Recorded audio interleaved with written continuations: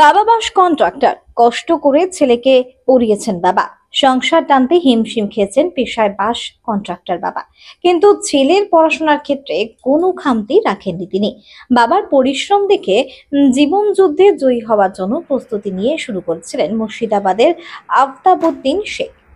সে NEET পরীক্ষায় সর্বোচ্চ rank করে ১৭৭, যা কিনা অল ইন্ডিয়া বেসিসে সে সর্বোচ্চ ৭১৫ নম্বর পেয়েছে বলে জানা যায়। তার বাবা মোহাম্মদ আলাউদ্দিন শেখ ও তার মা নূরজাহান বিবি বলেন, তার ছেলে ছোট থেকেই মেধাবী ছিল, তাই সে আজকে এই জায়গায় পৌঁছেছে, এমনটাই জানাচ্ছেন তারা।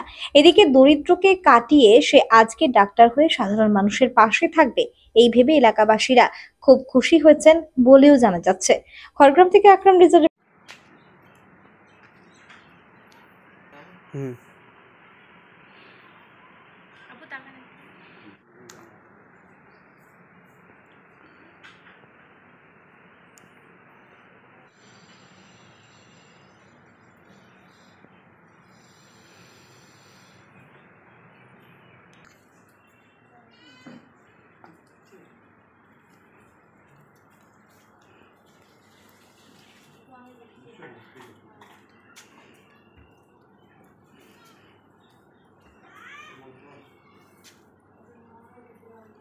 ভালো লাগছে, মানে যতটা আমি এক্সপেক্ট করেছিলাম ততটাই আমি নিটে এক্সাম হলে দিয়ে আসতে পেরেছি। এই জন্য আমার খুব ভালো লাগছে। সামনের দিন কি করবে? সামনের দিন এখনও ধরেন কলেজ যাই, কলেজ গিয়ে আরও কিছু এক্সপ্লোর করতে পারবো, যে কোন লাইনটা বেশি ভালো হবে, কোন দিকে গেলে বেশি ভালো হয়, সেই মতো আমি আমার পরিশ্রমটা করে যাব। তারপর যে দিকটা ভালো হয় সেই দিকে আমি যাবো। হ্যাঁ, অবশ্যই। আর সাধারণ মানুষকে কি বলবে এলাকার? অবশ্যই আমরা ধরেন একটা মধ্যবিত্ত ফ্যামিলি থেকে উঠে এসেছি। আমার মা আব্বু ডাক্তার দেখাতে গিয়ে অনেক কিছু ফেস করেছে, যতটা সমস্যা হয়েছে। আমিও চাই যে আমার পাড়ার মানুষদের, তারপরে সবার সবাই যেন এই সমস্যা ফেস না করে। আমি যতটা পারবো তাদের সাহায্য করবো। তুমি ওখান থেকে কিভাবে পড়তে? আমি সেলফ স্টাডি করতাম বেশি। আমার একটা ক্লাস আমার করা হয়ে গেছিলো। আমি ওখানে আর আলাদা মিশনের পরিবেশটা খুব সুন্দর ছিল, এটা বাস্তব। তার ফলে আমার সেলফ স্টাডি খুব ভালো হয়েছিল এবং ওখানে মক টেস্ট করে দিতাম। যখন রেজাল্ট ভালো আসতে লেগেছিলো তখন আমি এক্সপেক্ট করেছিলাম যে হ্যাঁ, এবার আমি হয়তো অনেক ভালো জায়গায় যেতে পারবো। সেই হিসাবে আমি আমার পরিশ্রমটা আরও বেশি করেছিলাম, হ্যাঁ, এবং শেষ পর্যন্ত সেটাতে আমি সফল হয়েছি। কি নাম তোমার? আমার নাম মোহাম্মদ আফতাবউদ্দিন শেখ। আমি খুবই গর্বিত, আমার খুবই খুশি লাগছে। মানে আমার ছেলে এত বড় করেছে।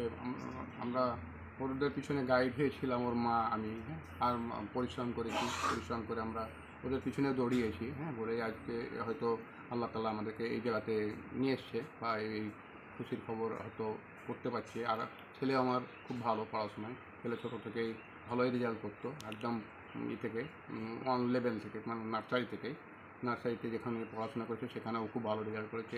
স্কুলে করেছে, স্কুলে স্যারদের কাছে খুব নাম আছে। মিশনে পড়াশোনা করেছিল, মিশনেও খুব নাম আছে। আপনি যখন শুনলেন ছেলে সাফল্য করেছে তখন কি মনে হচ্ছে? শুনে আমাদের খুব আনন্দে বুক ভরে গেল যে আমার ছেলে যতটাই আশা করেছে তার থেকে আল্লাহ আমাদেরকে বেশি দিয়েছে। হ্যাঁ, আপনি কি করতেন? আমি বাসে কাজ করতাম। হ্যাঁ, তো বাসের কাজে এখন আর করছি না, কি বলছি, মোটামুটি বাসের কাজ অনেক, মোটামুটি 4-5 বছর করি না। লকডাউনের থেকে বাসের কাজ আমার একরকম খুব খারাপই পরিস্থিতি। লকডাউন যত ধরে চলছে, তার লকডাউনের আগে থেকে আমাদের ভালো ছিল, মানে কাজও ছিল ভালো, কাজও করতাম, কিন্তু এই লকডাউনের পর থেকেই কাজ খারাপ হয়ে গেল। হ্যাঁ, আচ্ছা, আপনার নাম কি? আমার নাম মোহাম্মদ আলাউদ্দিন শেখ। অনেক কথা বলতে গেলে অনেক সময় লেগে যাবে। না তো একটু বলো না। হ্যাঁ, ও তো আমার মানে 3টে ছেলে মেয়ে। আমার বড় ছেলেকে এমবিবিএস করাবার আমার ইচ্ছা ছিল। তা আমার স্বামীর মেরুদণ্ডের হাড় ভেঙে গেছিলো। ও আলামিনে যখন বড় ছেলে পড়ে আর মেয়ে পড়ে তখন। দিয়ে বড় ছেলে বললো যে মা, আমি আমার একটা মাইগ্রেনের অসুখ আছে। দিয়ে অসুখটা বেড়ে গেছিলো আমার। বড় ছেলে একটু রেজাল্ট খারাপ করে দিয়েছিল। ছেলে বললো যে মা, আমি তাহলে আর এমবিবিএসের কোচিং নেব না। এবার এমবিবিএসের কোচিং নিতে গেলে আমার ভাই বোন ওরা তো পড়াতে ভালো, তাহলে ওদেরকে তখন পড়াতে পারবেন না। আর এমবিবিএসের কোচিং নিতে গেলে আমার একটু আছে, তাই বললো, অসুবিধা আছে। দিয়ে ভাই বোনদিকেও পড়াতে হবে, এসব কথা বলার পরে এবার ও নিজের রাস্তা থেকে সরে গেল। বললো আমি বিএসসি নার্সিংয়ে চলে যাই। আর আমি বলছি ছেলেকে বললাম আমার এদিকে একটা জমি আছে 5 কাঠা কম 2 বিঘা, যদি ওইটা বেচে তোমাকে আমি বেসরকারিতে দরকার হলে পাঠাবো, কি আমি কোচিং দেবো। তা ছেলে বলছে না মা, ওইটা আপনার ভবিষ্যৎ, আর আমার ছোট ভাইয়ের এরকম ও পড়াশোনায় ভালো, তারপরে আমার বোনের বিয়ে থা দিতে হবে, বোনকে পড়াতে হবে। তার জন্য ছেলে বলল মা আমি এমবিবিএসের কোচিং নেব না। ও নিজের মানে নিজেকে ও সরিয়ে ফেললো। দিয়ে এবার মেয়ের পড়াশোনার ব্যাপারে, এবার মেয়ে ধরেন ও উচ্চ মাধ্যমিকে আলামিন থেকে ফার্স্ট হয়ে এলো, এসে বিশ্বভারতীতে ও চান্স পেলো, বিশ্বভারতীতে চলে গেল। ওই এমএ অনার্স মানে ইংলিশে অনার্স করলো, দিয়ে আর এমএ পড়ছে। এবার ছোট ছেলে, ও জীবনে আমার ছোট তাও প্রচুর কষ্ট পেয়েছে, আমার মতো ওরও মাইগ্রেন আছে, জীবনে প্রচুর কষ্ট পেয়েছে। ওর মতো কষ্ট হয়তো আমি মা, তো তা প্রত্যেকের মাই বলবে যে হ্যাঁ কষ্ট করে মানুষ করেছি কিন্তু কষ্ট পেয়েছে, কিন্তু আমি তো কষ্ট করে মানুষ করেছি, সব মাতেই করে, কিন্তু আমার এই ছেলে খুব কষ্ট পেয়েছে, দিয়ে ও খুব কষ্ট করে মানুষ হয়েছে। তা এমন কি মানে এবছর ঈদ ওকে এখানে আমি করাইনি।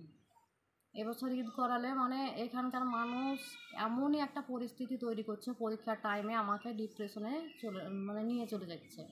আর ডিপ্রেশনে চলে গেলে আমার ছেলে মেয়েরা ভালো থাকে না, তখন ওরা পরীক্ষার রেজাল্ট খারাপ করছে। তার জন্য ডাক্তারখানায় আমি বলেছিলাম এসব কথাগুলো, ডাক্তারে বলেছিল যে আপনি পরিবেশ চেঞ্জ করেন, আপনি আপাতত পরিবেশ চেঞ্জ করেন। দিয়ে আমি বোলপুরে আমার মেয়ের কাছে থাকতে লাগলাম। যে বোলপুরে ছেলে এই যে এত বড় সাফল্য করেছে, কি মনে হচ্ছে নিজেকে? নিজেকে খুশি লাগছে, আনন্দ লাগছে, তবু খুবই খুশি আমার লাগে না, এখনও কেন লাগে না, মনে হচ্ছে আমার ছেলে সার্টিফিকেটটা যেদিন হাতে পাবে, হাতে পেয়ে যেদিন মানে ভালো মানুষের পাশে দাঁড়াবে, সেই দিন আমার বেশি আনন্দ লাগবে। আচ্ছা, কত পেয়েছে আপনার ছেলে? আমার ছেলে পেয়েছে 715। তো বাবা কি করে? তো বাস কন্ডাক্টর, তো অনেক বছর ধরেই কন্ডাক্টরি করেন, এখন বেকার বসে আছে, এখন আমাদের অবস্থা খুবই খারাপ। আচ্ছা, আপনার নাম কি? নূরজাহান বিবি।